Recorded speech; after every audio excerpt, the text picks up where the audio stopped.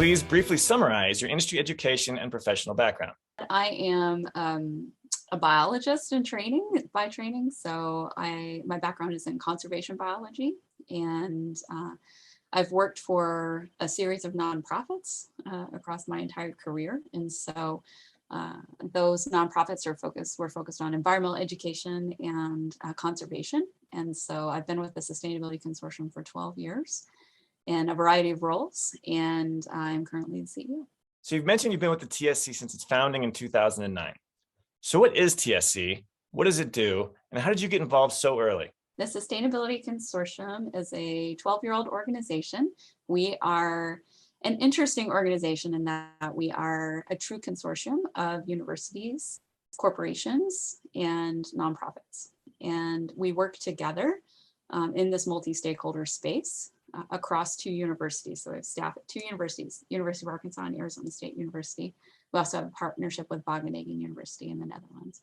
So our staff work with our corporate and NGO and other university stakeholders to develop a science-based platform to be able to measure product sustainability, and so that retailers have a consistent system globally to evaluate and assess their supplier sustainability performance. How did you get involved so early in this program? I was a PhD student at the University of Arkansas, and so I came to the Sustainability Consortium actually before it was the Sustainability Consortium. It was just a concept at the time. And so I have been here in a variety of roles, from student to all the way up now to leading the organization. It was such a fantastic opportunity as a student to be able to step into a growing organization, a new organization, and really watch it grow and flourish over the last few years. So what is Thesis? And what is your role with that program? Thesis is our main platform. It stands for the Sustainability Insights System. And it is designed to help support retailers to assess the product sustainability of their direct suppliers across environmental and social issues. And so our team has developed and really pulled together the leading science, peer-reviewed science, across anything you can buy in a retail store or online. So we've pulled together what we call hotspots, so those key environmental or social issues that are embedded in the processes and all the way through end of life and disposal of a product.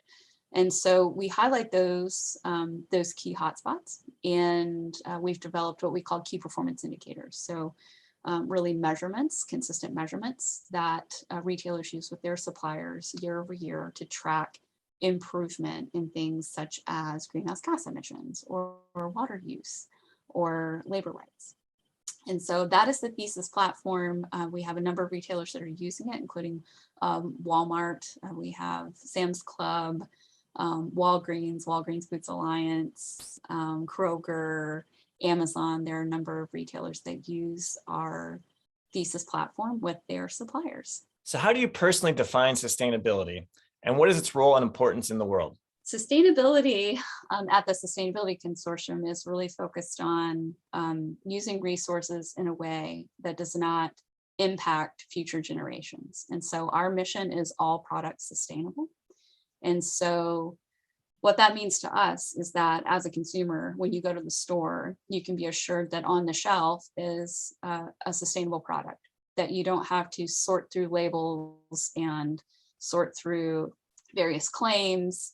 We're all busy people. And so being able to go into the store and feel confident that the product that you're purchasing is not impacting the next generations, and that is at its best, adding back to the planet and being a regenerative source for having practices and raw material supply chains that are actually regenerative in their nature, so that it's actually giving back more than it's taking away. That's the ultimate goal.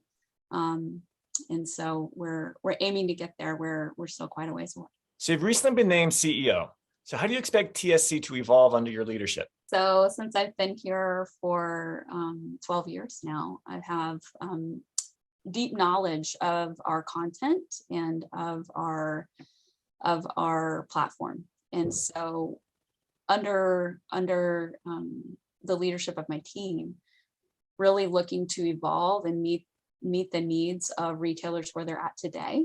So since we're 12 years old, we're keeping up with and staying abreast of the changes that are happening in the world. And so right now, companies are really laser focused on a variety of issues, but especially climate change. And so we are looking to evolve and adapt to make sure that our platform is meeting the needs of our retailers.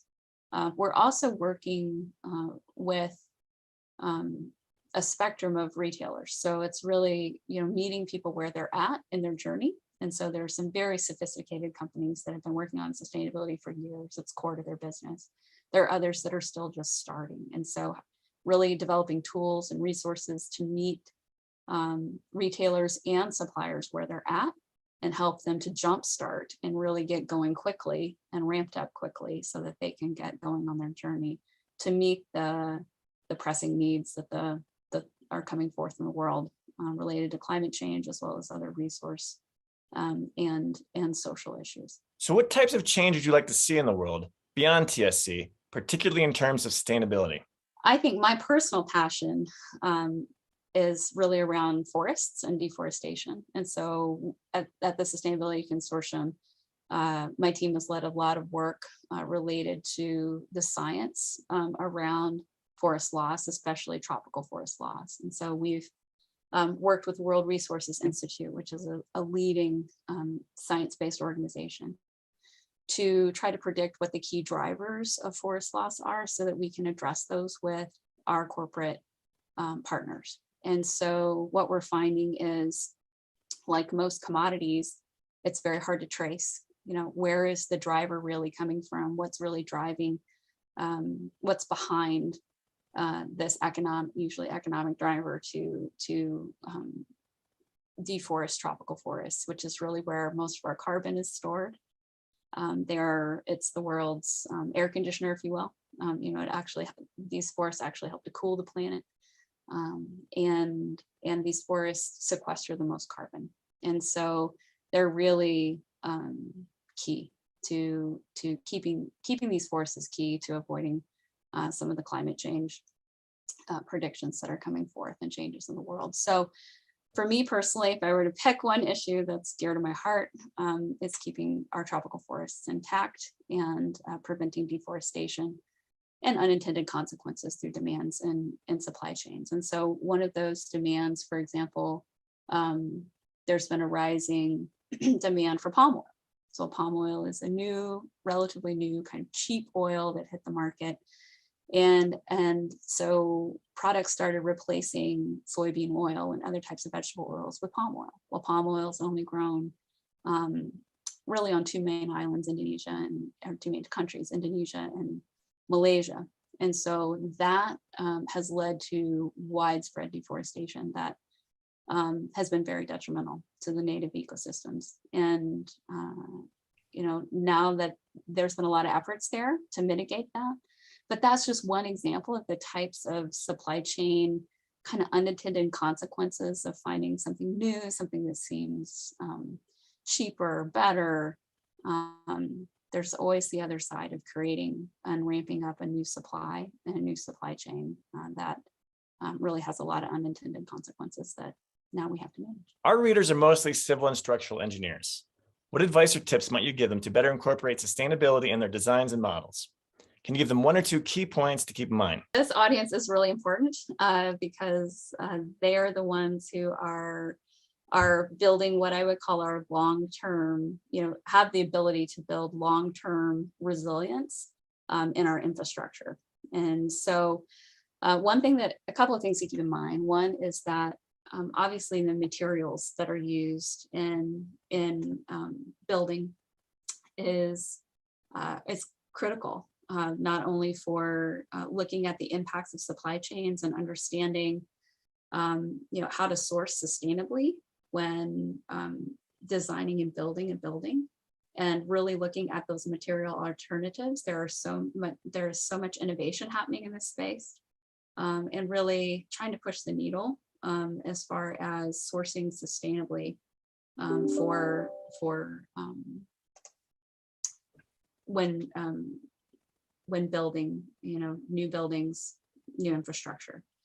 The other thing to keep in mind is really building for resilience and planning and designing for resilience. And so our climate is changing, and we need to be thinking long-term about the weather patterns and the other types of disruptions that are going to happen as related to climate change, and how do we build infrastructure and structures that are really designed to be resilient through those changes into the future.